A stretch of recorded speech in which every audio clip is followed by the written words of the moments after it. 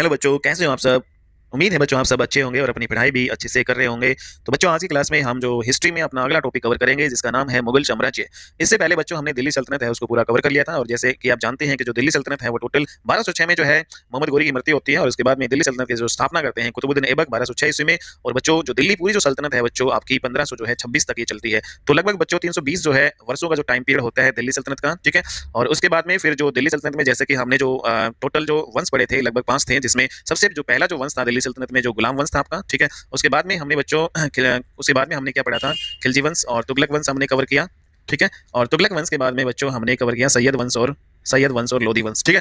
तो ये जो है टोटल 5 जो है वंश थे दिल्ली सल्तनत में, जो हमने सारे जो बच्चों 1 बाय 1 कवर कर लिए थे। और सबसे जो अंतिम जो वंश था दिल्ली सल्तनत का वो आपका लोधी वंश था, ठीक है। और जो सबसे जो अंतिम जो शासक है लोधी वंश में वो कौन था, इब्राहिम लोधी, ठीक है। तो इब्राहिम लोधी है वो सबसे अंतिम जो है शासक हुआ करते थे आपके लोधी वंश के। ये पूरी दिल्ली सल्तनत के अंतिम जो है शासक थे, अंतिम सुल्तान थे इब्राहिम लोधी बच्चों, ठीक है। तो इब्राहिम जो इसी इब्राहिम लोधी को जो है बच्चों हराकर जो है पानीपत के प्रथम युद्ध में मुगल साम्राज्य की स्थापना करते हैं बाबर, ठीक है। तो बाबर है उन्होंने जो मुगल साम्राज्य की स्थापना की बच्चों 1526 ईस्वी में। तो 1526 ईस्वी में पानीपत की जो है पहली लड़ाई लड़ी जाती है, ठीक है। फर्स्ट बैटल ऑफ पानीपत 1526 में बच्चों होता है, और ये पानीपत नामक जगह आपकी हरियाणा में पड़ती है बच्चों, ठीक है। तो हरियाणा में जो है पानीपत की पहली लड़ाई में 1526 ईस्वी में बाबर हरा देता है इब्राहिम लोधी को, और इब्राहिम लोधी को हराकर एक नए जो है साम्राज्य, एक नए वंश की जो है स्थापना करता है भारत में, मुगल साम्राज्य। ये टोटल जो आपका बच्चों मुगल साम्राज्य है वो 1526 से स्टार्ट होता है, और लगभग जो है औरंगजेब की जो मृत्यु 1707 ईस्वी तक जो आपका ये चलेगा, ठीक है। तो इंपोर्टेंट, और उसके बाद में औरंगजेब की मृत्यु के बाद फिर ताश के पत्तों की तरह जो है ढह जाता है पूरा फिर मुगल साम्राज्य बच्चों। तो बच्चों अब हम स्टार्ट करते हैं अपना मुगल साम्राज्य, और इसका जो टोटल टाइम पीरियड है 1525 से लेकर 1707 तक, ठीक है। मतलब औरंगजेब की मृत्यु तक हम ये इसको देखते हैं। तो इसमें बच्चों जैसा कि हम जानते हैं कि भारत के इतिहास में जो है गुप्त काल जो है वो प्रथम स्वर्ण काल माना जाता है। तो भारतीय इतिहास का जो प्रथम स्वर्ण काल है वो कौन से जो है किसको माना जाता है, गुप्त काल को, ठीक है। उसके बाद में जो मुगल जो काल है ये हमारे भारत के इतिहास का दूसरा जो है स्वर्ण काल माना जाता है। तो दोनों इंपोर्टेंट क्वेश्चन है बच्चों। भारत के इतिहास का पहला जो है स्वर्ण काल आपका कहा जाता है गुप्त काल को, और भारत के इतिहास का दूसरा जो स्वर्ण काल कहा जाता है मुगल काल को, ठीक है। तो बच्चों जैसा कि हम जानते हैं कि मुगल वंश है उसकी स्थापना जो है बाबर ने की थी इब्राहिम लोधी को हराकर।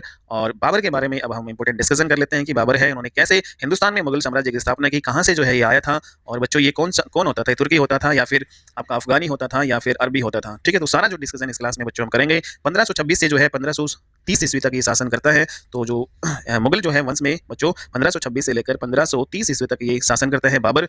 तो और किस नाम से बच्चों, जहीरुद्दीन मोहम्मद बाबर जो है, ठीक है। तो जहीरुद्दीन मोहम्मद बाबर इसका नाम था, और 1526 से लेकर 1530 ईस्वी तक टोटल 4 साल तक जो है ये मुगल वंश का बादशाह कहलाता है बच्चों, ठीक है।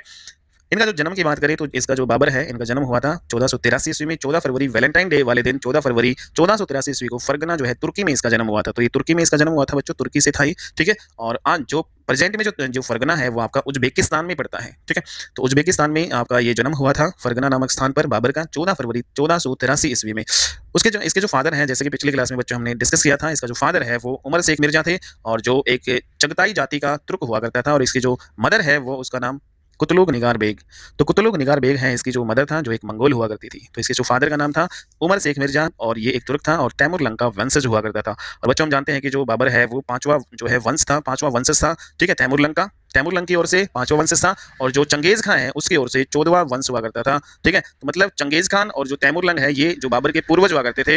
इन्हीं जो है तैमूर और जो चंगेज खान की जो रक्त दौड़ा करता था बाबर की रगों में, तो इनका वंशज हुआ करता था ये बाबर, ठीक है। तो इनके पिता का नाम उमर शेख मिर्जा और एक तुर्क था, तैमूर लंग का वंशज था, और माता जो है कुतलुग जो है निगार बेग था इसकी माता, और ये एक मंगोल हुआ करती थी। और चंगेज खान भी बच्चों क्या था, एक मंगोलिया से थे, मंगोल हुआ करता था, जो कि पूरे मंगोल में एक बहुत ही बदनाम जो है शासक हुआ करता था चंगेज खान। और भारत पर भी बच्चों चंगेज खान ने इन्होंने जो अटैक जो है तो नहीं किया, लेकिन जो ये जलालुद्दीन मंगबरनी जो होते हैं, मंगबरनी उसका जो पीछा करते हुए ये अपने जो इंडिया में सिंध में आते हैं, ठीक है, इल्तुतमिश के शासनकाल में, ठीक है। और क्योंकि बच्चों इस जलालुद्दीन मंगबरनी है, इन्होंने जो चंगेज खान के भाई की हत्या कर दी थी, तो इसी का पीछा करते हुए भारत में आता है और फिर इसकी जो है हत्या करता है, ठीक है।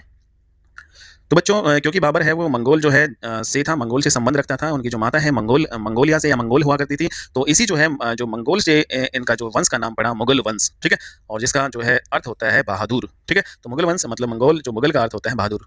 तो इस प्रकार से बच्चों हम देखते हैं आगे। तो मुगल जो है शासक जो है जितने भी वे हैं वो खुद को मुगल कहलाना पसंद नहीं करते थे, क्योंकि चंगेज खान है वो एक बदनाम शासक हुआ करता था, ठीक है। और चंगेज खान बच्चों ये एक ऐसा जो है इतिहास में जो है व्यक्ति या तो इतिहासकार बच्चों मतलब ऐसे जो माना जाता है कि जो चंगेज़ खां है पूरे इतिहास में इकलौता एक ऐसा व्यक्ति था जिन्होंने मतलब जब इन्होंने ये घोषणा कर रखी थी कि जब बच्चों इनकी मृत्यु होगी तो इनका जो सेनापति है उसको जो है उससे कह रखा था, घोषणा कर रखी थी कि जब भी जो है मेरी जो कब्र है आप जो कब्र जब बनाओ तो और वहाँ पे जब वापस आओ तो वापस आते समय जितने भी जो लोग हैं आप उनको वहीं पे ही मरवा देना रास्ते में, ताकि जो मेरी कब्र है जहाँ पे है वो किसी को भी जो है मेरी कब्र का पता ना चले। ठीक है, तो इतिहास में एकमात्र ऐसे शासक हैं जिनकी कब्र का जो है आज तक जो है पता नहीं चला है, चंगेज खां। तो इंपोर्टेंट, तो बच्चों इस प्रकार से चंगेज जो है खां और जो तैमूर लंग है उसका जो ये हुआ करता था वंशज जो आपका बाबर। ठीक है, और मुगलों को जो है इस प्रकार से तैमूरी वंश भी कहा जाता है। ठीक है, तो तैमूरी वंश भी कहा जाता है मुगलों को। फिर उसके बाद में बच्चों 1483 ईस्वी में इसका जो है जन्म होता है। ठीक है, बाबर का। और उसके बाद में 11 साल में मतलब 1494 ईस्वी में 94 में 1494 में 1494 में क्या होता है बच्चों, 11 साल की इनकी उम्र हो जाती है। तब तक तो 11 साल की उम्र में इनके पिता की डेथ हो जाती है और बाबर जो है फरगना का जो है फिर शासक बन जाता है। ठीक है, तो फरगना का फिर जो शासक है एक तुर्क होता था। तो 1494 ईस्वी में जो है छोटी उम्र में ही 11 वर्ष की उम्र में ही बाबर है बच्चों शासक बन गया, बादशाह बन गया। ठीक है, फरगना का। लेकिन जैसे ही बच्चों ये बादशाह बना तो कम उम्र में ही जो ये बन गया था। तो अगर हम यहाँ पे दो इंपोर्टेंट क्वेश्चन देखें तो पहला क्वेश्चन आपका ये है, सबसे कम उम्र में शासक बनने वाला जो है मुगल बादशाह कौन था? तो बाबर इसका आंसर आएगा। तो सबसे कम उम्र में बना था बच्चों ये 11 जो है 11 वर्ष की उम्र में ही बन गया था 1194 में। 1183 में इसका जन्म हुआ था ना, सॉरी 1483 में। ठीक है, और 1494 में ये शासक बना 11 वर्ष की उम्र में बच्चों बाबर। और दूसरा क्वेश्चन ये आता है कि सबसे कम उम्र में मुगल बादशाह बनने वाला शासक कौन था? तो मुगल जो बादशाह बनने वाला सबसे जो कम उम्र में वो आपका अकबर होता था। ठीक है, तो वेरी वेरी इंपॉर्टेंट दोनों क्वेश्चन है। और बच्चों शासक जो है बाबर बना था 11 वर्ष की उम्र में, और ठीक है, और मुगल बादशाह जो है आपके अकबर बने थे। तो इंपॉर्टेंट क्वेश्चन है बच्चों। तो चूंकि बच्चों बाबर है वो 11 वर्ष की जो है उम्र का ही था। ठीक है, तो आयु जो है इसकी कम थी तो फरगना का ये शासक हुआ करता था। तो जब ये फरगना का शासक बना तो वहाँ पे जो फरगना के जो और जो शासक हुआ करते थे तो उन्होंने जो है इसको जो छोटा बालक समझकर बाकी जितने भी जो है शासक हुआ करते थे उन्होंने सभी ने एक साथ जो है फरगना जो है मतलब अटैक कर दिया, बाबर के ऊपर अटैक कर दिया। ठीक है, फिर जैसे ही अटैक करते हैं तो फिर बाबर को फरगना छोड़कर फिर वहाँ से भागना पड़ता है। और जब ये फरगना छोड़कर भागे तो फिर इन्होंने फिर ये बच्चों जाते हैं अपने ही रिश्तेदारों के पास, मतलब इनके रिश्तेदार होते हैं कहाँ पे, तुर्की में समरकंद नामक जगह पे। तो फरगना जो है को छोड़कर तुर्की के समरकंद नामक, फरगना भी जो आपका कहाँ पे पड़ता है बच्चों, तुर्की में। ठीक है, तो तुर्की के फरगना को छोड़कर फिर ये तुर्की के समरकंद नामक जो है स्थान पे जाते हैं जहाँ पे ये अपने ही रिश्तेदारों को हराता है और वहां पर फिर ये समरकंद नामक स्थान पर अधिकार कर लेता है बाबर। तो बच्चों समरकंद में फिर ये जो है 1494 जो से लेकर 1502 ईस्वी जो है तक ये तुर्की के समरकंद में ही शासन करता है। ठीक है, तो लगभग जो है 8 साल तक तुर्की के समरकंद में ही शासन करता है। फिर समरकंद जो है कभी तैमूर की बच्चों राजधानी हुआ करती थी, इसका जो पूर्वज थे तैमूर उसकी राजधानी भी जो है कभी समरकंद हुआ करती थी। और बच्चों यहाँ पे जो है जो बाबर है उसको यहाँ पे समरकंद में उसको स्थिरता नहीं मिल पाई थी, स्टेबिलिटी उसको नहीं मिल पाई थी। तो 1502 ईस्वी में यहाँ पे एक युद्ध होता है और बच्चों 1502 में जो युद्ध होता है वो सर ए पुल का युद्ध होता है। ठीक है, तो सर ए पुल का युद्ध होता है किसके बीच में? बाबर और उज्बेक शासक हुआ करता था सबानी खान। बाबर और उज्बेक शासक सबानी खान के बीच में सर ए पुल का युद्ध 1502 ईस्वी में यहाँ पे होता है और जिसमें सबानी खान है वो जो है हरा देता है बाबर को। तो बाबर है उसको यहाँ पे पराजित जो है पराजय का सामना करना पड़ता है और शबानी खान ये जीतता है। फिर जो है और बच्चों ये जो एकमात्र जो इतिहास में ऐसा युद्ध कहलाता है जो बाबर ने मुगल बादशाह बनने से पहले हारा था। ठीक है, तो एकमात्र युद्ध जिसमें जो बाबर की हार हुई थी तो सर ए पुल का युद्ध था 1502 ईस्वी में बच्चों ये हुआ था। और सर ए पुल के युद्ध में एकमात्र ये युद्ध था भारत में जो मुगल बादशाह बनने से पहले जो है इनको हार मिली थी और फिर जो बाबर है हर एक लड़ाई इन्होंने जीती थी। ठीक है, तो इंपोर्टेंट है बच्चों, सर ए पुल का युद्ध में इनको हार मिली, सबानी खान ने इनको हराया 1502 ईस्वी में उज्बेक शासक ने। ठीक है, इंपोर्टेंट है। अब बच्चों यहाँ पे जो है तुर्की में समरकंद में हारने के बाद में फिर बाबर जो है अफगानिस्तान की तरफ रुख करता है। ठीक है, तो तुर्की में जो है रुकने का कोई ऑप्शन नहीं बचता है, वहाँ पे फरगना में हारते हैं, फरगना में से भागते हैं, फिर यहाँ पे समरकंद में जो ये हारने के बाद में फिर अब ये आगे बढ़ते हैं अफगानिस्तान की जो और अफगानिस्तान चले जाते हैं बच्चों बाबर। फिर 1504 ईस्वी में बच्चों यहाँ पे 1504 ईस्वी में बाबर जो यहाँ पे बाबर को जो है जीवन की पहली जो है यहाँ पे सफलता मिलती है अफगानिस्तान में। और जब इन्होंने काबुल और कंधार पर जो है इन्होंने अधिकार यहाँ पे कर लिया तो बाबर ने अफगानिस्तान में काबुल और कंधार पर जो है अधिकार कब मिला, कब किया बच्चों? 1504 ईस्वी में बाबर ने काबुल और कंधार पर जो अधिकार किया अफगानिस्तान में। और ये बाबर के बच्चों जीवन की पहली जो है बड़ी सफलता थी जब उन्होंने काबुल और कंधार पर अधिकार किया। ठीक है, तो इसने काबुल में शासन किया और यहीं पर अपने जो है इन्होंने राजधानी बनाया काबुल को और यहाँ पे बच्चों अब इसको स्थिरता मिल गई, स्टेबिलिटी इसको मिल गई। ठीक है, तो मतलब सही तरीके से अभी अपना शासन यहाँ पे आराम से चलाने लगा, इसको स्थिरता स्टेबिलिटी मिली। ठीक है, फिर उसके बाद में बच्चों क्या होता है कि 1507 ईस्वी में ये फिर काबुल में ही 1507 ईस्वी में बाबर ने काबुल में ही बच्चों किसकी जो उपाधि धारण की? बादशाह या फिर बादशाह की उपाधि धारण की। ठीक है, तो बादशाह की उपाधि धारण की और बादशाह की उपाधि धारण की 1507 ईस्वी में और कहाँ पे की थी बच्चों? काबुल में ही की थी। ठीक है, अफगानिस्तान में। और बादशाह का मतलब क्या होता है? एक स्थिर शासक होता है, एक स्टेबल जो रूलर कहते हैं, स्थिर शासक। तो एक स्थिर शासक ही बन चुका था काबुल में। लेकिन बच्चों इसका जो नाम जो है पहले जो है क्या हुआ करता था? जहरुद्दीन मोहम्मद बाबर मिर्जा हुआ करता था। ठीक है, तो इसका जो नाम है जहीरुद्दीन मोहम्मद बाबर मिर्जा हुआ करता था, लेकिन इन्होंने जो अपने जो पैतृक जो शब्द है मिर्जा है उसको हटाकर और मिर्जा को हटाकर यहाँ पे जो बादशाह जो है को ऐड किया, और इस प्रकार से जो बच्चों ये जहीरुद्दीन मोहम्मद जो बाबर बादशाह फिर बाद में कहलाया। ठीक है, तो ये पूरा नाम था अब तक इसका जहीरुद्दीन मोहम्मद बाबर बादशाह, और इसने कहा कि मेरे बाद जितने भी जो अब शासक हमारी फैमिली में होंगे, हमारे वंश में होंगे, वो सारे के सारे अब बादशाह की उपाधि धारण करेंगे। तो बाबर जो है इन्होंने 1507 ईस्वी में बच्चों 1507 ईस्वी में जो ये उपाधि धारण की थी, ठीक है, बादशाह की, और इसके बाद में इसने घोषणा की कि जितने भी वंशज और फैमिली में हमारे होंगे वो सारे के सारे बादशाह की उपाधि धारण करेंगे मेरे बाद। और बच्चों फिर लंबे समय तक जो है बाबर ने अफगानिस्तान में जो है कि काबुल में शासन किया। फिर एक टाइम ऐसा आता है कि जो अफगानिस्तान के जो काबुल है वहाँ पे इकोनॉमिकल क्राइसिस आ जाती है, जो आपकी आर्थिक स्थिति है वो बिल्कुल तंग हो जाती है, मंदी हो जाती है, मंदी आ जाती है बच्चों, और जो है यहाँ पे जो स्थिरता नहीं मिल पाती है इनकी इकोनॉमी को, इनकी जो आर्थिक जो व्यवस्था है उसको स्थिरता नहीं मिल पाती है। तो बच्चों अपनी आर्थिक स्थिति को जो मजबूत करने के लिए अब जो है बाबर रुख करेगा हिंदुस्तान की तरफ। तो अब ये अपनी जो इकोनॉमिकल जो है स्थिति को मजबूत करने के लिए कहाँ चलेगा, हिंदुस्तान में जाएगा बच्चों। ठीक है, तो बाबर अब हिंदुस्तान में जाता है, और बाबर जब हिंदुस्तान में बच्चों किस ओर से आते थे, जो ये अफगानिस्तान वगैरह वाले सारे इधर अपने जम्मू कश्मीर सिंध से जो है होकर आते थे, तो बाबर है इसने जो है अपना सबसे जो है पहला आक्रमण हिंदुस्तान पे कब किया, 1519 ईस्वी में किया था बच्चों। और कहाँ पे किया था, ये बाजोर नामक जो है स्थान पे किया, और यहाँ पे एक किला होता था भेरागढ़ का किला। तो भेरागढ़ का किला पे जो है बाजोर नामक स्थान पर 1519 ईस्वी में बाबर ने अपने जो है पहला अटैक किया हिंदुस्तान पे, और जो है ये अटैक किसके खिलाफ किया था, ये यूसुफ जाई जाति के खिलाफ किया था बच्चों। ठीक है, और बच्चों जो ये युद्ध हुआ था जो भेरागढ़ के किले पे बाबर का 1519 में, तो बाबर ने अपनी आत्मकथा जो है जो बाबरनामा जो है या तो उसकी बाबरी इनकी आत्मकथा है, और अपनी आत्मकथा में बाबर ने ये लिखा है कि सबसे जो है पहले उसने जो गोला बारूद और तोप का यूज किया था वो इस भेरागढ़ के किले में ही किया था। तो भेरागढ़ का किला 1519 में ही उन्होंने तोप और जो है बारूद का जो हिंदुस्तान में सबसे पहले यूज किया था। तो वेरी वेरी इंपॉर्टेंट क्वेश्चन है बच्चों। फिर 1519 के बाद में उसके बाद में अगले ही साल बच्चों 1520-21 में उसने क्या किया, 3 आक्रमण और किया जो हिंदुस्तान पे, कहाँ पे, सिंध और कश्मीर में। तो बच्चों यहाँ पे सिंध और कश्मीर में इन्होंने जो है बाबर ने 3 अटैक किए। ठीक है, और बाबर बच्चों जब जो अफगानिस्तान जो है कि काबुल से जब ये इकोनॉमिकल क्राइसिस वहाँ पे आ गया था और हिंदुस्तान में जब आया था, तो अपने साथ मात्र जो है केवल 12,000 जो है सैनिक ये लेके आए थे, और सारे के सारे बच्चों सैनिक ये ट्रेंड थे, सारे के सारे जो है ये क्या थे, प्रशिक्षित थे। ठीक है, और जो हाथी वगैरह भी लेके आया था, और बच्चों घोड़े सारे के सारे जो भी ये लेके आया था, ठीक है, सारे प्रशिक्षित ट्रेंड जो है थे। ठीक है, तो बाबर जो है मात्र 12,000 सैनिक जो है हिंदुस्तान में लेकर आया, और उधर जो इब्राहिम लोदी के जो खेमे हैं उसमें बच्चों 1 लाख के जो है सैनिक उसके पास थे, इब्राहिम लोदी के पास। ठीक है, तो बाबर जानता था कि इब्राहिम लोदी है उसको जो है शक्ति का प्रयोग करके बिल्कुल उसको हराया नहीं जा सकता, तो हमें एक युद्ध नीति बनानी पड़ेगी, और एक युद्ध नीति बनाकर जो इब्राहिम लोदी पर अटैक करना होगा। तो बच्चों उन्होंने क्या युद्ध नीति बनाई, उन्होंने जो है तुगलमा जो है युद्ध नीति का प्रयोग किया। ठीक है, पानीपत की फर्स्ट लड़ाई में, फर्स्ट बैटल ऑफ जो है पानीपत, इन्होंने जो है जो युद्ध नीति अपनाई वो तुलगमा जो है युद्ध नीति अपनाई बच्चों, तुलगमा युद्ध नीति। ठीक है, और उसने जो उसके पास बच्चे तोप थी, गोला बारूद वगैरह थे। ठीक है, और जो उसने अपने तोपों को जो है किस विधि से सजाया था, उस्मानी और रोमी जो है विधि से सजाया था। तो उस्मानी और रोमी विधि से उन्होंने अपनी तोपों को सजाया था, और बाबर के पास आत्मविश्वास जो है, कॉन्फिडेंस बहुत ज्यादा था, और सारे के सारे सैनिक जो है इसके क्या हुआ करते थे, ट्रेंड थे, प्रशिक्षित थे, घोड़े भी लेके आया था, हाथी भी लेके आया था, सारे के सारे ट्रेंड थे बच्चों। ठीक है, और बाबर की सबसे बड़ी स्ट्रेंथ उसकी क्या होती थी, तोप खाने हुआ करती थी, जो तोपें उसके पास थी, जो कि हिंदुस्तान में जो इब्राहिम लोदी की जो है सेना थी उसके पास जो है उन्होंने कभी देखी नहीं थी। तो तोपें इसकी जो है सबसे बड़ी स्ट्रेंथ थी। और बाबर के जो प्रसिद्ध जो तोपची हुआ करते थे, तो तोपची कौन कौन से थे, तो 2 इंपोर्टेंट जो तोपची थे इसके, मुस्तफा खां और जो है उस्ताद अली। ठीक है, तो 2 इंपोर्टेंट है, मुस्तफा खां और उस्ताद अली। नेक्स्ट जो बच्चों अब देखते हैं कि पानीपत का जो प्रथम युद्ध जो है होता है, और बच्चों इसकी डेट इंपोर्टेंट है, 21 अप्रैल 1526 को पानीपत की प्रथम लड़ाई लड़ी जाती है बाबर और इब्राहिम लोदी के बीच में। ठीक है, 21 अप्रैल की डेट है बच्चों, और इतिहासकार ऐसे बताते हैं कि ये युद्ध जो है 21 अप्रैल की जो है बिल्कुल अर्ली मॉर्निंग को होना था, बिल्कुल सुबह सुबह होना था। बट जो है बाबर ये जानता था कि अगर उसने सुबह का इंतजार किया तो इब्राहिम की लोदी है उसकी सेना जो हम पर भारी पड़ सकती है।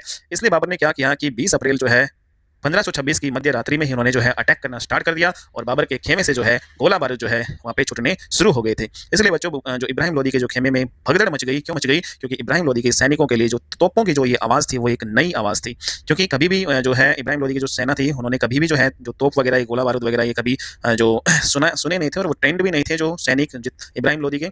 और इस प्रकार से बच्चों इब्राहिम लोदी के जो हाथी थे, ठीक है, तो हाथियों के लिए भी एक नई आवाज़ थी, और वो हाथी भी जो है ट्रेंड नहीं थे, प्रशिक्षित नहीं थे हाथी, और बच्चों हाथियों के बिदक जाने के कारण हाथियों ने इब्राहिम लोदी के ही जो है सैनिकों को कुचलना शुरू कर दिया। ठीक है, तो इब्राहिम लोदी के हाथियों ने उनको ही जो है कुचलना शुरू कर दिया, क्योंकि वो ट्रेंड नहीं थे, वो प्रशिक्षित नहीं थे। तो कुशल नेतृत्व जो है के कारण ही बाबर पानीपत के प्रथम युद्ध में इब्राहिम लोदी को हराकर उसको मार देता है बच्चों। इस प्रकार जो है पानीपत की जो फर्स्ट बैटल है उसमें इब्राहिम लोदी को हराकर जीतता है बाबर।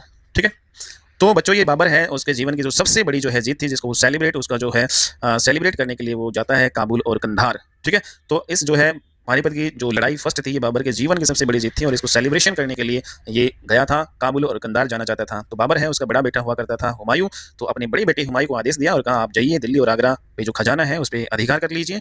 ठीक है। और फिर जो है बाबर चला जाता है काबुल और कंधार में, और वहाँ पे जाकर ठीक है, और बच्चों और जाकर मेरे स्वागत की तैयारी कीजिए। और बाबर जो फिर कंधार और काबुल चला जाता है, और जब वो कंधार और काबुल से लौट कर आता है, तो बच्चों उसके बाद में जो यहाँ पे जो पानीपत के जो प्रथम युद्ध होता है उसको जीतने के उपलक्ष्य में ही जो है बाबर है पानीपत नामक जगह जो हरियाणा में पड़ती है, काबुली बाग का निर्माण करता है और काबुली मस्जिद।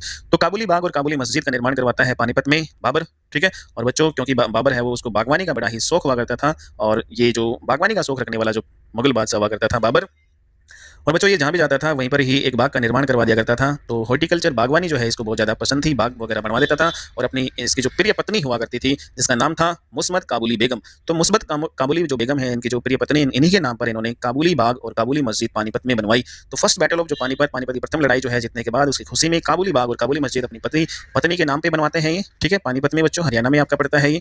और बच्चों यहाँ पे इब्राहिम लोदी है, उसकी हत्या जहाँ पर हुई थी और वहीं पर जो है इब्राहिम लोदी की कब्र बनवा दी जाती है। तो इब्राहिम लोदी का जो मकबरा है या वो कहाँ पे है बच्चों, पानीपत में, तो इंपॉर्टेंट है। तो पानीपत में इब्राहिम लोदी का क्या है, मकबरा। ठीक है। और बच्चों बाबर का मकबरा कहाँ पे है, बाबर का मकबरा ये आपका कहाँ पे है, उसकी जो पसंदीदा जगह है वो काबुल हुआ करती थी। ठीक है। तो काबुल में है। हालांकि बच्चों इनिशियली जो है शुरू में आगरा जो है में इसका जो पहले उसको दफनाया गया था बाबर को, उसके बाद में फिर बाद में पसंदीदा जो जगह है उस पर मकबरा बनवाया गया। ठीक है। काबुल नामक स्थान पे बाबर की कब्र है। तो बाबर ने काबुल और कंधार में जो है फिर बच्चों पानीपत की पहली लड़ाई जो है जीतने के बाद में फिर ये काबुल और कंधार में चांदी के सिक्के जो है चलवाता है। ठीक है। अपनी जीत की खुशी में। और बाबर ने फिर काबुल में शाहरुख सिक्के भी चलाए। ठीक है। तो काबुल में ये शाहरुख सिक्के चलवाता है और कंधार जो है उसमें बाबरी सिक्के चलवाते हैं अपने ही नाम से। तो काबुल में शाहरुख सिक्के और जो कंधार में अपने नाम से बाबरी सिक्के इन्होंने चलाए। और बाबर ने बच्चों काबुल के जो प्रत्येक नागरिक है वहाँ पे प्रत्येक नागरिक को, हर एक व्यक्ति को एक एक जो है चांदी का सिक्का उन्होंने उपहार में दिया। ठीक है। और तो इस प्रकार काबुल की जनता है बाबर को कलंदर की उपाधि दी। तो बाबर है वो कलंदर भी कहलाए, और कलंदर की उपाधि जो है बाबर को किसने दी थी, काबुल की जो है जनता ने दी थी। क्यों दी थी बच्चों, क्योंकि काबुल के प्रत्येक नागरिक को इन्होंने जो है पानीपत की फर्स्ट लड़ाई जीतने के बाद में हर एक नागरिक को चांदी का सिक्का जो है दिया था इसने। ठीक है। इसलिए बच्चों अब जो है इसका नाम जो है पूरा क्या हो गया, जहरुद्दीन मोहम्मद बाबर बादशाह तो होता है था, अब कलंदर भी इसको कहलाने लगे। तो जहरुद्दीन मोहम्मद बाबर बादशाह कलंदर अब जो है इसका पूरा नाम हो गया था। और फाइनली बच्चों जब सेलिब्रेशन जो है खत्म हुआ इसका, और फिर ये बाबर वापस जो है दिल्ली सल्तनत की जो है आखिरी राजधानी क्या हुआ करती थी, आगरा। तो बच्चों वहाँ पे आगरा में आते हैं बाबर, काबुल से जो है सेलिब्रेशन करके फिर आगरा में आते हैं। और बच्चों इंपॉर्टेंट क्वेश्चन है, दिल्ली सल्तनत की जो आखिरी राजधानी हुआ करती थी वो कौन सी थी, आगरा होती थी। ठीक है। तो आगरा में सेलिब्रेशन जो है खत्म होने के बाद में ये आते हैं, और मुगल साम्राज्य की जो है सबसे पहली राजधानी जो बनाई जाती है वो आगरा को ही बनाई जाती है। इंपॉर्टेंट है बच्चों। तो मुगल साम्राज्य की सबसे पहली राजधानी कौन सी है, आगरा है। ठीक है। और बच्चों दिल्ली सल्तनत की सबसे पहली राजधानी कौन सी है, लाहौर। ठीक है। तो दिल्ली सल्तनत की पहली राजधानी कौन सी है, लाहौर। और मुगल साम्राज्य की सबसे पहली राजधानी कौन सी है, आगरा। ठीक है। तो आगरा में जो है इसका भव्य फिर स्वागत किया जाता है, और वहाँ पे जो है जो कोहिनूर हीरा बच्चों जो उस समय ग्वालियर के राजा विक्रमजीत के पास हुआ करता था। ठीक है। तो उसी के परिवार से जो है कोहिनूर हीरा प्राप्त किया हुमायूं के बड़े बेटे ने। ठीक, सॉरी, बाबर के बड़े बेटे ने, हुमायूं ने। तो हुमायूं ने विक्रमजीत से जो है जो ग्वालियर के शासक हुआ करते थे उससे कोहिनूर हीरा प्राप्त किया, और अपने जो पिता बाबर है को गिफ्ट कर दिया इन्होंने। और इसलिए बच्चों बाबर है उसके शासनकाल में जो ये कोहिनूर हीरा वो क्या कहलाने लगा, बाबरी हीरा कहलाने लगा। ठीक है। तो बाबर ने बच्चों आगरा में जाकर अपने सैनिकों से कहा कि हम हिंदुस्तान में बड़ी मुश्किल से मुगल साम्राज्य स्थापित कर पाए हैं, तो बड़ी मुश्किल से हमें जो है यहाँ पे स्थिरता मिली है, इसलिए जो है इसका जो उद्देश्य था अब हिंदुस्तान में जो है अपना विस्तार करना। ठीक है। तो बच्चों फिर जैसा कि बच्चों बाबर जो इब्राहिम लोदी पे अटैक करता है, तो उससे पहले जो राणा सांगा हुआ करते थे। ठीक है। तो राणा सांगा ने इन्होंने इनवाइट किया था बाबर को कि आप जो है यहाँ पे जो कश्मीर है और सिंध पे अटैक करने से आपको कुछ नहीं मिलेगा, आप जो को अगर अटैक करना है तो जो कन्नौज पे जो आप यहाँ पे आगरा में इब्राहिम लोदी के ऊपर अटैक किए, यहाँ पे बहुत बड़ा खजाना है। तो ये राणा सांगा फिर कहते हैं कि अगर आप जो इब्राहिम लोदी पर अटैक करते हो तो हम आपकी सहायता करेंगे। तो इसी राणा सांगा ने बच्चों विश्वास दिलाया था कि ये बाबर की जो है सहायता करेगा इब्राहिम लोदी के खिलाफ। बट बच्चों ये सहायता नहीं करता है इब्राहिम लोदी बाबर की पानीपत के प्रथम युद्ध में। तो फिर बाबर जो है को याद आती है राणा सांगा की, और बच्चों राणा सांगा ने वादा किया था कि बाबर से कि वो मुगलों के साथ जो है आकर उनकी मदद करेगा इब्राहिम लोदी के खिलाफ, लेकिन वो मदद नहीं करता है। तो फिर क्या होता है, तो राणा सांगा, क्योंकि बच्चों राणा सांगा है उसको ये पहले ही पता लग चुका था कि वो हिंदुस्तान में जो है मुगल साम्राज्य की स्थापना करेगा बाबर, वो हिंदुस्तान से जो है लूटपाट करके वापस जो है नहीं जाएगा। ठीक है। हालांकि बच्चों राणा सांगा ने वादा इसलिए किया था क्योंकि वो सोचता था कि जिस प्रकार तैमूर जो था, इनके जो वंशज थे, तैमूर जो है उन्होंने अटैक किया था। ठीक है। तो तैमूर ने अटैक किया था तो वो सिर्फ अटैक करके लूटपाट करके चला गया था अपने वतन, लेकिन इसने सोचा जो राणा सांगा ने कि बाबर है वो आएगा यहाँ पे और इब्राहिम लोदी को हटाकर यहाँ पे लूटपाट करके चला जाएगा। ठीक है। लेकिन बाबर है तो यहाँ पे आया था सिर्फ मुगल जो है वंश की अपने साम्राज्य है की स्थापना करने आया था। ठीक है। तो ये पता चल जाता है। तो फिर बच्चों ये राणा सांगा है बाबर की जो है सहायता नहीं करता है पानीपत की प्रथम जो है लड़ाई में। ठीक है, तो इसी बात का जो है बदला लेने के लिए जो है फिर बाबर खानवा का युद्ध करता है राणा सांगा के खिलाफ। तो बच्चों 1527 में अगले ही साल 1526 में पानीपत का युद्ध होता है और अगले ही साल 1527 ईस्वी में खानवा का युद्ध होता है बाबर और राणा सांगा के बीच में। तो बच्चों बाबर और राणा सांगा के बीच में खानवा का युद्ध होता है और इस युद्ध में जो है राणा सांगा के साथ साथ और कौन होते हैं, इब्राहिम लोदी का जो छोटा भाई होता है जिसका नाम महमूद लोदी होता है, और मालवा का एक शासक होता है मेदिनी राय। तो मालवा का शासक मेदिनी राय और इब्राहिम लोदी का छोटा भाई महमूद लोदी और बच्चों राणा सांगा, ये तीनों मिलकर जो है बाबर के साथ युद्ध करते हैं खानवा का युद्ध में। ठीक है, जो कि 1527 ईस्वी में होता है और बाबर की जो सेना है राणा सांगा की सेना का एक तिहाई थी सिर्फ। तो बच्चों 12,000 सैनिक लेकर आया था, तो 12,000 सैनिक का एक तिहाई तो लगभग जो है 4,000 सैनिक जो है खानवा के युद्ध में जो है लड़ते हैं बाबर की ओर से। तो बाबर की जो सेना है राणा सांगा की सेना का कितना था, एक तिहाई थी यहाँ पे, एक तिहाई।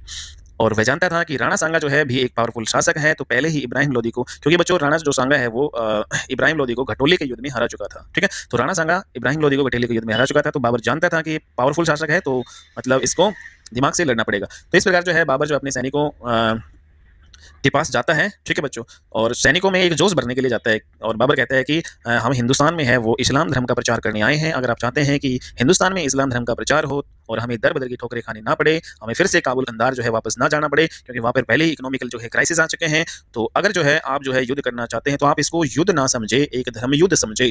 ठीक है, तो अपने सैनिकों में ये जोश बढ़ता है कि ये एक युद्ध नहीं है, कि ये धर्म युद्ध है, और धर्म युद्ध का मतलब ही क्या होता है, जिहाद होता है। तो बच्चों खानवा का जो युद्ध हुआ था 1527 ईस्वी में, इस 1527 ईस्वी में खानवा का युद्ध में ही बाबर ने सबसे पहले जो है जिहाद का नारा दिया था।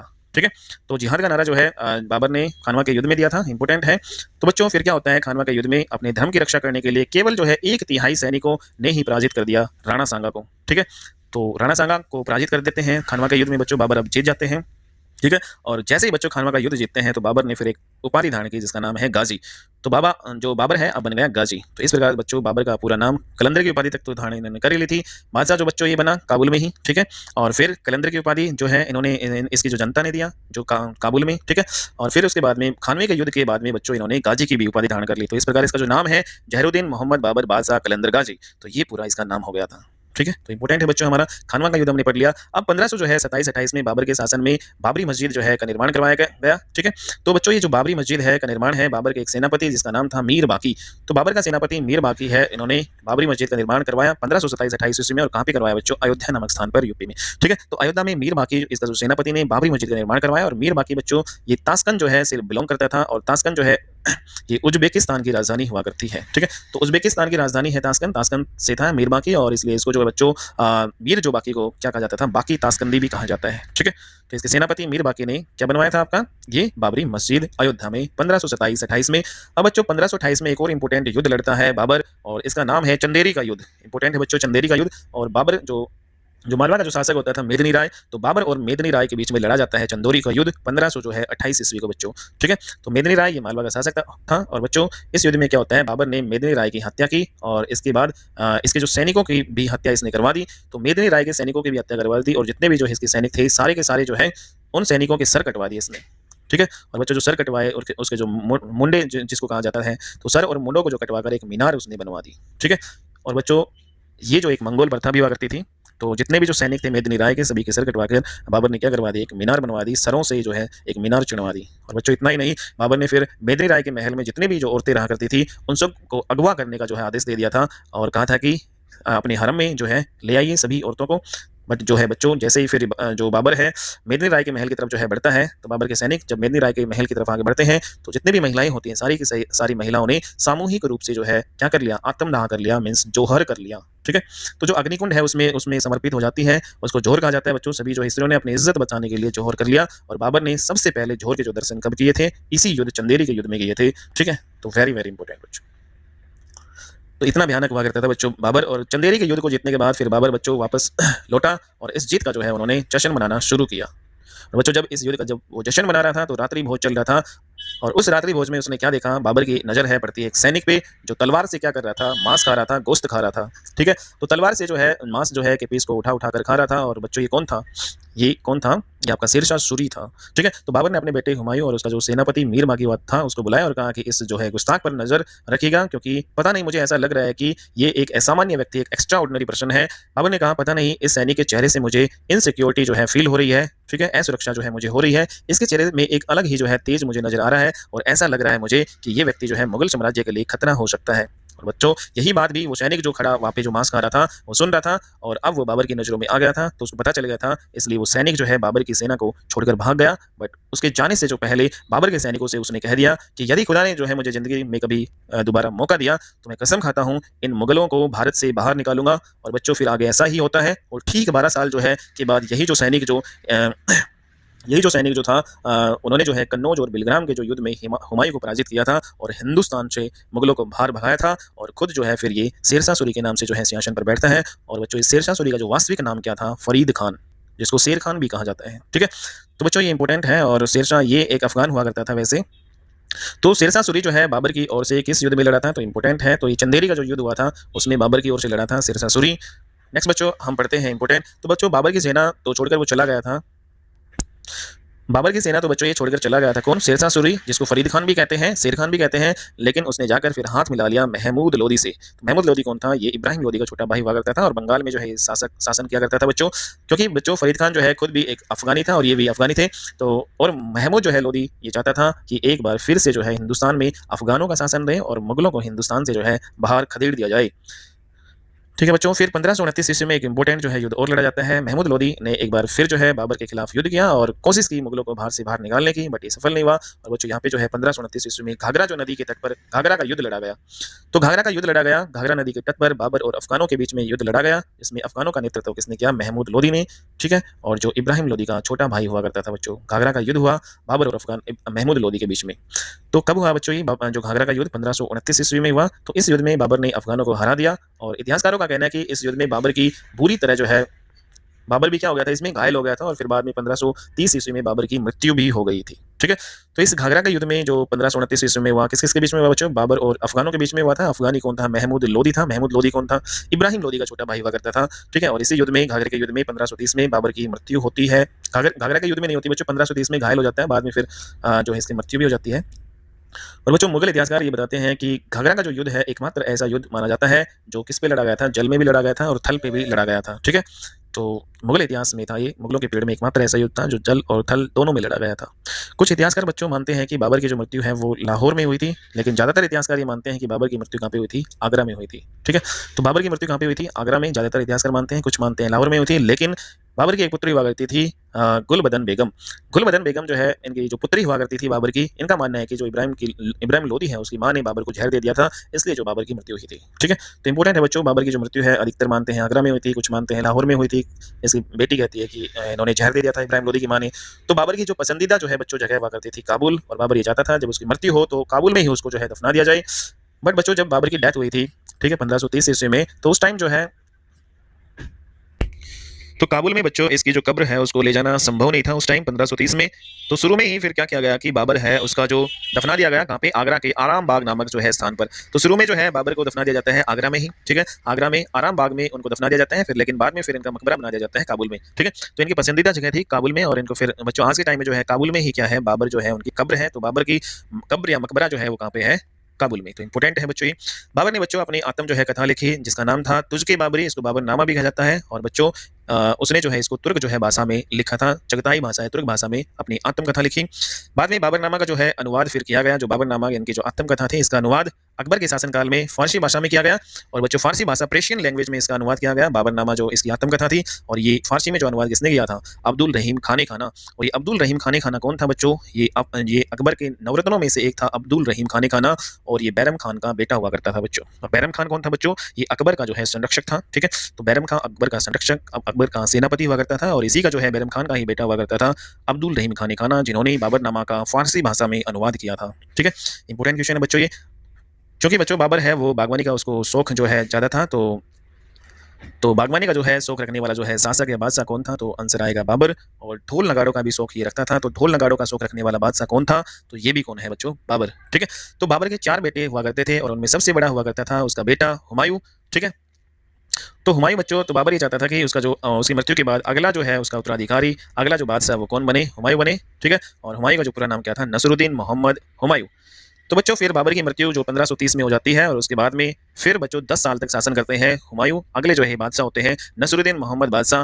1530 से 1540 में बच्चों ये तक बादशाह रहते हैं, लेकिन जो फिर उसके बाद में 1555-56 में भी बच्चों ये रहते हैं, ठीक है। और इसी 1540 में क्या होता है, 1540 में जो शेरशाह सूरी जिसने कसम खाई थी कि वो हिंदुस्तान से जो है इस मुगल जो है साम्राज्य को बाहर फेंक देगा, तो शेरशाह सूरी जो है का शेरशाह सूरी हरा देता है हुमायूं को 1540 ईस्वी में, ठीक है, और सूरवंश की स्थापना कर देता है।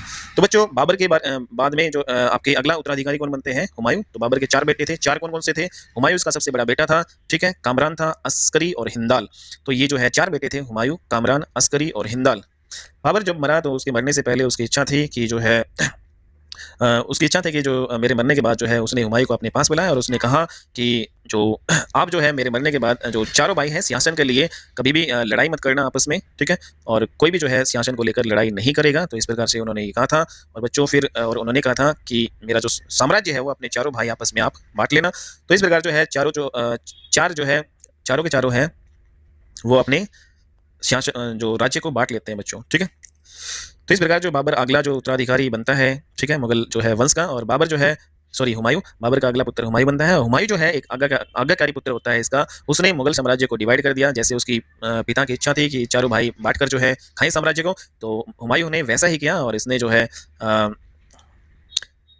और इसने बच्चों चारों भाई में अपने साम्राज्य को बांटा। तो इस प्रकार जो है फिर क्या होता है बच्चों, जैसे ही वो साम्राज्य को बांटते हैं तो 4-5 साल ही होती है मुगल जो है साम्राज्य को स्थापित हुई। और जब वो अपने साम्राज्य को डिवाइड करता है अपने चारों भाइयों में, और बहुत सारे इतिहासकार बच्चों ये मानते हैं कि हुमायूं की जो है सबसे बड़ी भूल थी। इतिहासकार कहते हैं कि यदि ये अपने भाइयों को में मतलब ना बांटता ये साम्राज्य को और उनकी हत्या करवा देता तो वो ज़्यादा फायदे में रहता, ठीक है। और यही कारण है कि बच्चों इसे फिर जो है विरासत में जो सबसे कमजोर राज्य इसको मिला हुमायूं को, ठीक है।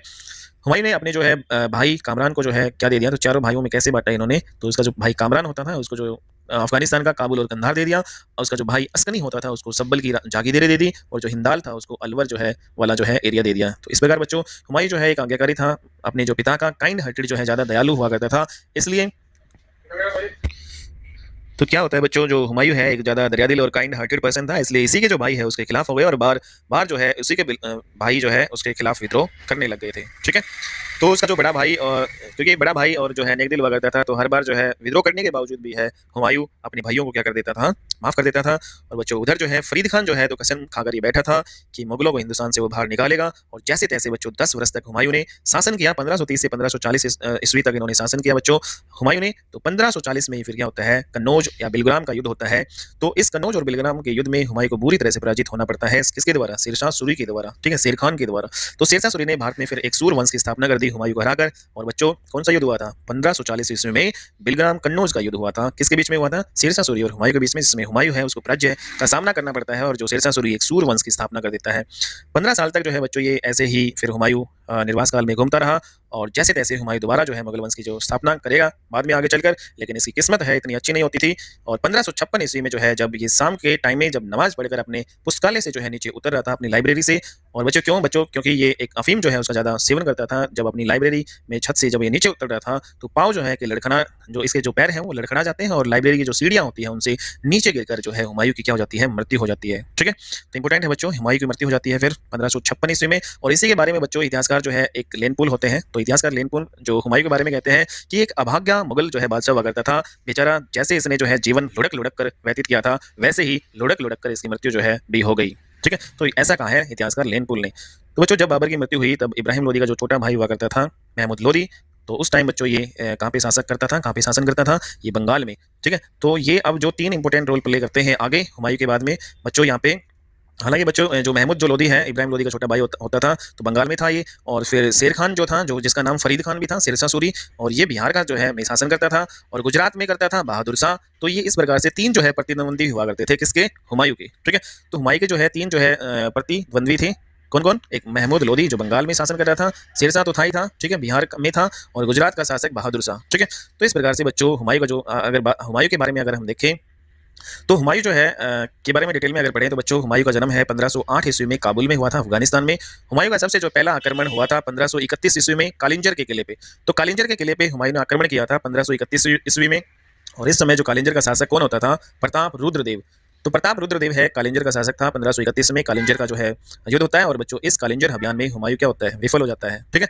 और जैसे ही बच्चों ये विफल होता है तो इसकी जो सूचना है मिलती है बंगाल में जो आपका शासन कर रहा था महमूद लोदी, जो इब्राहिम लोदी का छोटा भाई था, उसको पता चलती है। तो एक बार फिर से जो है ये हुमायूं के खिलाफ क्या करता है, युद्ध लड़ता है। ठीक है, तो फिर बच्चों 1531-32 में फिर एक युद्ध होता है जिसका नाम है दोहरिया का युद्ध। तो दोहरिया का युद्ध होता है जो ये कहाँ पे पड़ता है, यूपी में गोमती नदी के किनारे पड़ता है दोहरिया। तो दोहरिया का युद्ध होता है 1531-32 में, किसके बीच में बच्चों, महमूद लोदी और हुमायूं लोदी के बीच में। तो इंपॉर्टेंट है ये युद्ध। तो दोहरिया का युद्ध महमूद लोदी और इब्राहिम लोदी के बीच, सॉरी महमूद लोदी और हुमायूं के बीच में होता है। और इस युद्ध में हुमायूं ने महमूद लोदी को पराजित किया। तो महमूद लोदी क्या हो जाते हैं, हार जाते हैं, और उसके बाद महमूद लोदी की भी हत्या करवा दी जाती है। तो इस प्रकार जो इब्राहिम लोदी है उसके छोटे भाई महमूद लोदी भी मारे जाते हैं हुमायूं के द्वारा। किस युद्ध में, दोहरिया के युद्ध में, जो कब लड़ा जाता है 1531-32 ईस्वी में बच्चों। ठीक है, तो महमूद लोदी के मरने से फिर अब फायदा जो किसको मिला, अब जो है जो शेर खान है उसको फायदा मिला, फरीद खान को, जो बिहार के जो है साथ इसने फिर बंगाल पर भी अधिकार कर लिया। तो बिहार में तो शासन जो है कर ही रहा था फरीद खान, शेर खान। ठीक है, शेर शाह सूरी जिसको हम कहते हैं, इसने फिर जो इसके मरने के बाद, महमूद जो लोदी के मरने के बाद, इसने बंगाल पर भी अधिकार कर लिया। तो जो फरीद है ये चुनारगढ़ किले में रहता था बच्चों। कहाँ पे रहता था, चुनारगढ़ किले में। तो फरीद खान है जो शेर शाह सूरी कहाँ पे रहता था, चुनारगढ़ के किले में। हुमायूं जानता था कि इसकी सबसे बड़ी जो सिरदर्दी है वो शेर खान ही है, फरीद खान ही है, मतलब शेर शाह सूरी। तो बच्चों फिर क्या होता है कि 1532 ईस्वी में फिर हुमायूं जो है शेर खान को मारने के उद्देश्य से चुनारगढ़ के किले पर आक्रमण कर देता है। ठीक है, क्योंकि सबसे बड़ी सिरदर्दी था शेर खान जो है हुमायूं का, और हुमायूं इसलिए जो है इसको मारने के लिए 1532 में आक्रमण करता है चुनारगढ़ किले में, क्योंकि चुनारगढ़ किले में रहता है। और अपनी सेना लेकर जो है हुमायूं चुनारगढ़ है उसको चारों तरफ से क्या कर लेता है, घेर लेता है। और बच्चों इतिहासकार कहते हैं कि 6 महीने बीत जाते हैं, लेकिन ना तो शेर खान जो है बाहर आता है और ना ही जो है हुमायूं इस जो है चुनारगढ़ किले के अंदर प्रवेश करता है। 6 महीने बीत जाते हैं।